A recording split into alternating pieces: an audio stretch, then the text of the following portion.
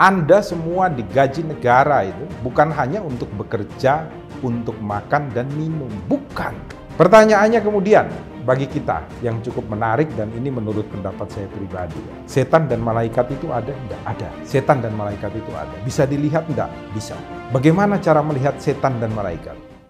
Salam Pancasila dan salam penegakan hukum. Ini Rumah Pancasila diminta, Bang, komentar dong tentang seorang perempuan yang kebetulan menjadi korban perampokan ya.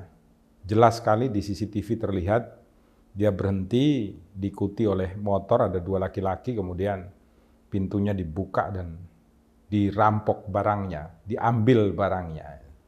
Kemudian ibu ini langsung datang ke kepolisian dan memberikan laporan, tetapi ditolak oleh polisi yang kebetulan pada saat itu sedang bertugas piket ya. Kita lihat dulu nih komentar dari para netizen. Ini kami ambil dari indoson.id ya, yang dikirim oleh sahabat Rumah Pancasila ya. Pertama dari Bang_Otat.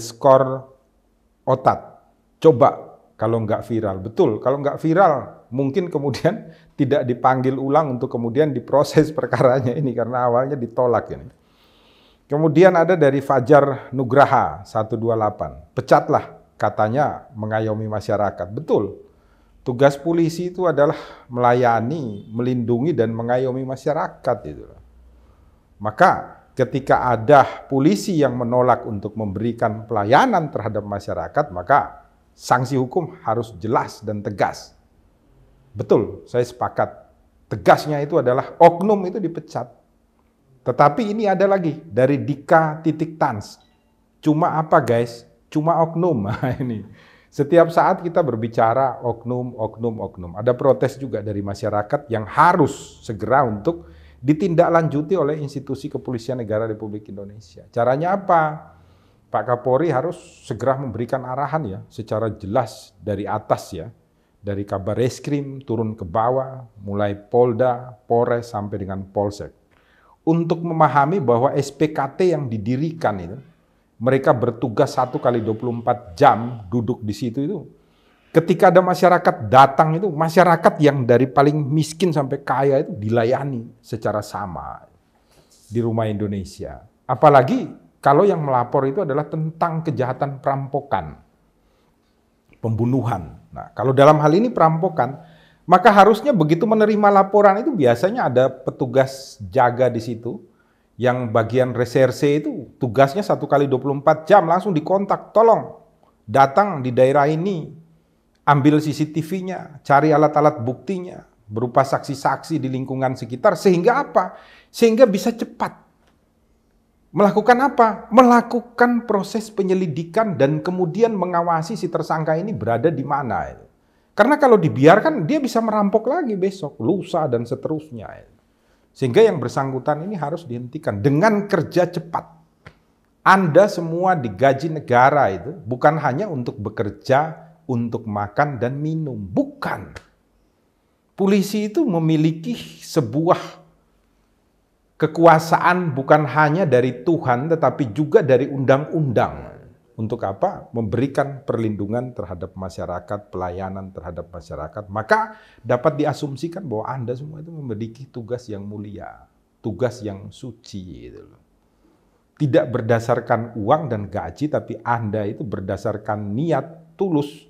Hidupnya adalah untuk memberikan pelayanan, pengayoman terhadap siapa? Terhadap seluruh masyarakat. Maka ini Kapolseknya sekalipun kemudian memanggil, kalau ini bawahannya adalah di Polsek, Kapolseknya juga harus diberikan sanksi. Entah administrasi dan lain sebagainya. Itu nanti disesuaikan. Kenapa? Karena tidak mampu untuk setiap saat itu membina anggotanya untuk mengerti tentang tugas dan tanggung jawab mereka. Karena apa? Setiap hari Senin itu kan ada apel. Kemudian pergantian sip jaga dan lain sebagainya itu kan ada apel. Ada koordinasinya. Yang dilakukan oleh siapa? Oleh seorang perwira itu. Perwira rata-rata itu lulusan Akpol, maka mereka sudah diajari tentang siapa Anda, harus bagaimana, harus berbuat apa. Di dalam apa? Di dalam memberikan pelayanan hukum terhadap masyarakat. Maka apa? Perwira jaganya pun itu harus juga dikenakan sanksi administrasi. Sehingga apa? Sehingga ke depan Semuanya itu tahu bahwa, oh tugas saya pagi ketika terjadi pergantian piket memberikan arahan. Nanti yang harus dilakukan seperti ini, seperti ini, seperti ini, seperti ini.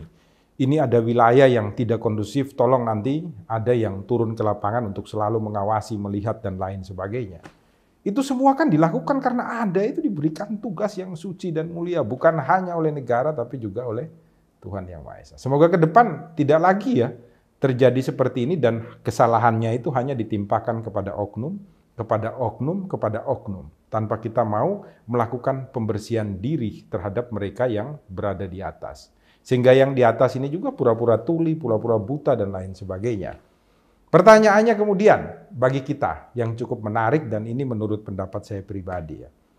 Setan dan malaikat itu ada? Enggak, ada. Setan dan malaikat itu ada. Bisa dilihat? Enggak, bisa. Bagaimana cara melihat setan dan malaikat? Setan itu adalah ketika mereka berbuat tidak baik. Manusia yang berbuat tidak baik itu adalah setan. Manusia yang berbuat baik itu adalah malaikat. Maka kalau Anda berbuat tidak baik, bukan hanya di dalam tugas dan tanggung jawab, tetapi di dalam kehidupan sehari-hari, saat itu Anda menjadi setan. Ketika Anda berbuat baik dan kasih, saat itu Anda menjadi malaikat. Itu menurut pendapat saya. Maka oknum polisi ini bisa dikatakan pada saat itu adalah mewujudkan diri sebagai sebuah setan.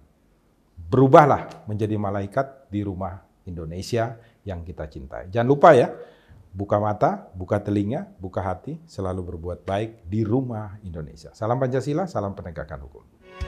Melapangkan